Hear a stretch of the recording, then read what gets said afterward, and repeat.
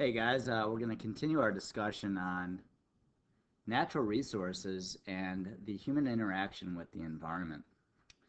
We can actually look at history through a variety of lenses, right? And it's always interesting to see different perspectives. Certainly, we can look at the United States history from an African American perspective or a perspective from an American Indian. One interesting perspective, certainly, is through the lens of what we would call an environmental history.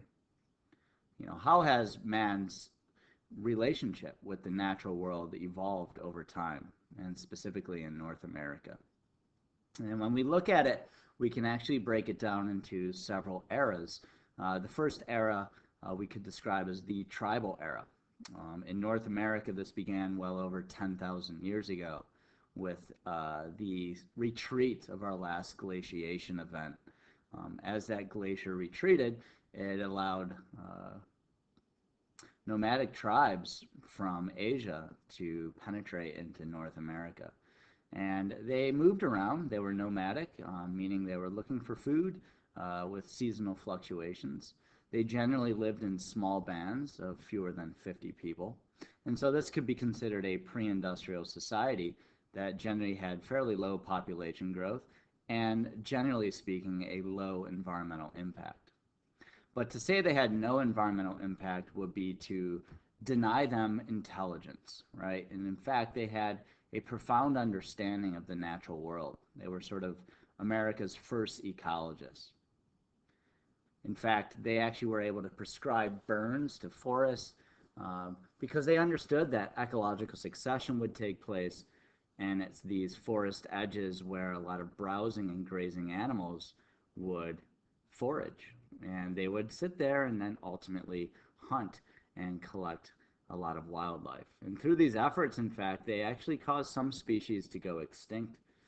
Um, Furthermore, if we go further south into South America, the indigenous tribes understood that the soil nutrients in tropical rainforests were devoid of nutrients. And as a result, they would actually practice what is called slash and burn and shifting cultivation, where they would actually burn the forest in place on a small scale. This actually returned the nutrients to the soil as that biomass decayed and broke down into the soil. They would then cultivate it for no longer than 5 years so as to not reduce the fertility. And then they allowed the forest to regenerate naturally.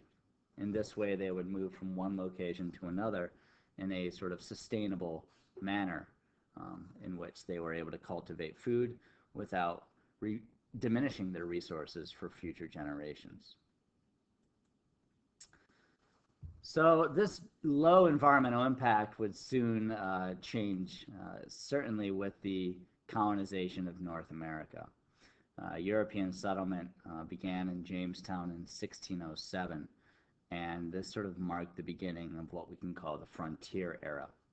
You can imagine a lot of the Europeans sort of retreating away from Europe, a landscape that was overwhelmed by population growth and depleted natural resources. When they got to North America, they were probably really excited. They seemed to perceive the landscape as just inexhaustible.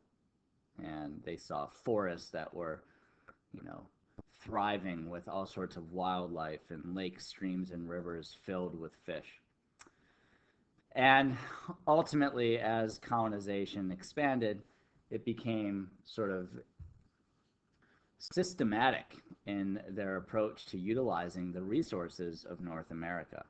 In fact, the United States federal government adopted sort of this manifest destiny policy, right? It was their God-given right to settle and expand westward across the continental United States.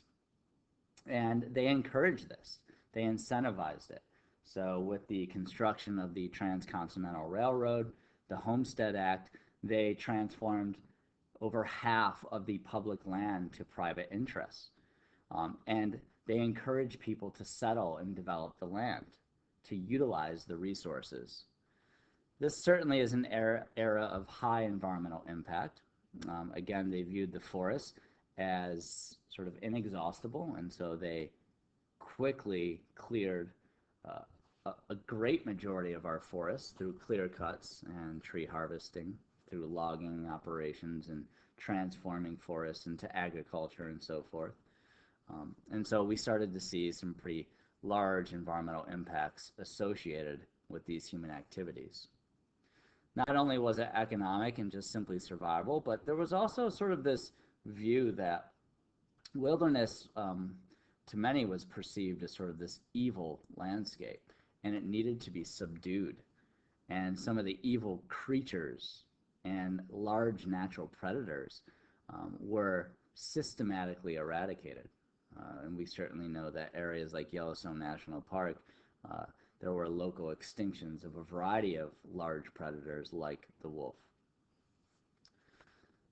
A lot of this started to change in terms of our resource use. Primarily, we were focused on renewables, but with the Industrial Revolution, there was a transformation and a shift in our use of natural resources, where we went from renewables such as wood to starting to use non-renewable energy resources, fossil fuels like coal, oil, and eventually natural gas.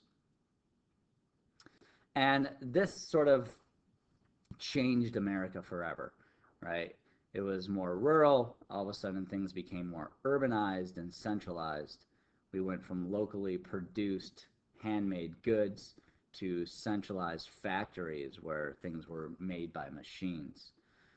Obviously, without environmental policies and laws and pollution controls, this type of industry left unchecked severely degraded the air quality and the water quality and degraded landscapes. A lot of this was observed by a few individuals in the 19th century.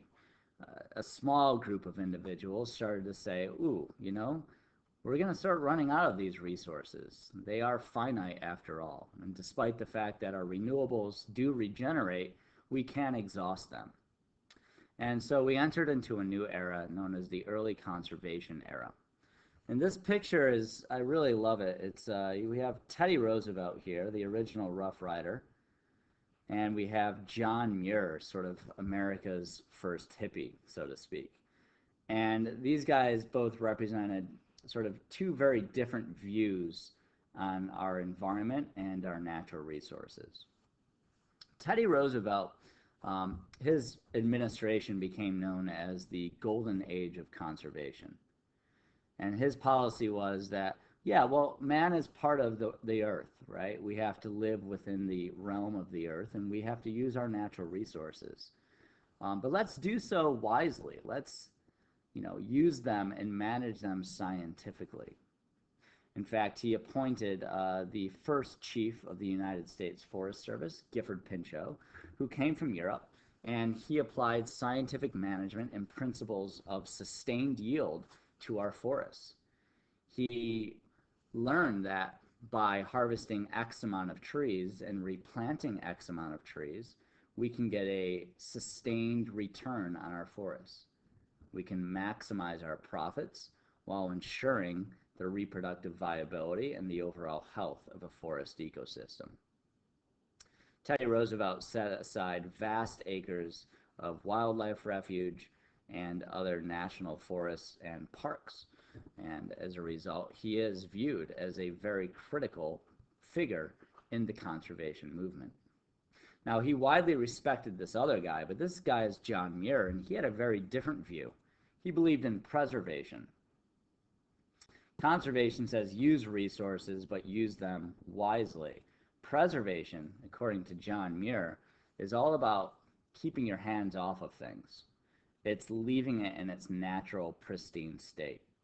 John Muir would go into the wilderness, and he sort of viewed these landscapes like Yosemite National Park as sort of his church. He was able to get a sort of a spiritual benefit from the aesthetics of nature. And he thought that man should leave it alone. And in fact, he would later inspire the 1964 Wilderness Act. And wilderness areas are landscapes that you can't even drive into. The only way you get in there is on your own 2 feet. And so, stemming from these two very different movements and perspectives came epic confrontations and clashes between conservationists and preservationists that still ring true today. That's it for today, guys. We'll see you soon.